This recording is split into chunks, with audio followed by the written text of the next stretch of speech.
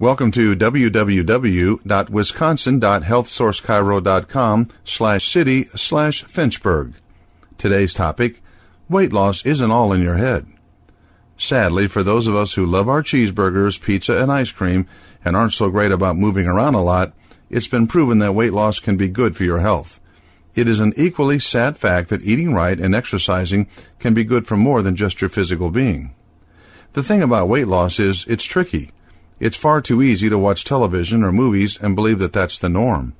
One thing to remember when you're berating yourself for not looking like that is that no one can do backflips while wearing spike heels and firing a machine gun unless they've attached wires, multiple takes, and quite probably a stunt double. They also have personal trainers and get paid enough money to have special meals delivered. The rest of us usually have to work off the cream-filled donuts we had for breakfast. At the same time, we must eat. Certainly you lose weight fairly quickly once you die, but you're not around to enjoy it.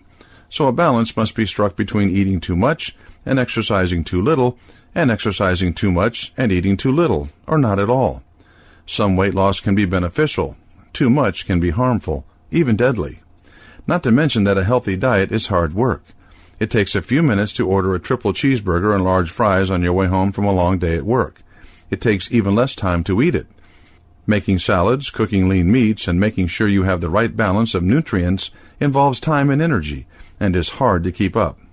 Especially if most of your brain is taken up with hoping you didn't leave the kid at the vet and the cat at lacrosse practice. Again. The really annoying part about all of this is what I mentioned above. Eating right can help you lose weight, certainly. It can also improve your energy level and brain function.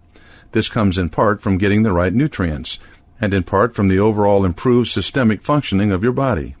The same goes for getting exercise. Believe it or not, even mild exercise can help to mitigate depression.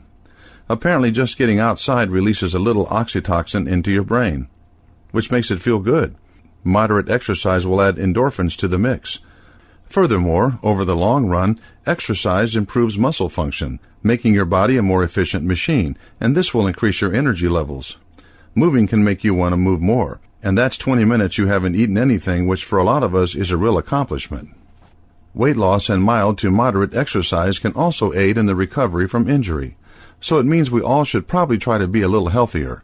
Not to look like the movie stars. It won't happen unless you want to spend 6 hours a day working out or are naturally built that way, but because it actually seems to be a good and healthy thing to do.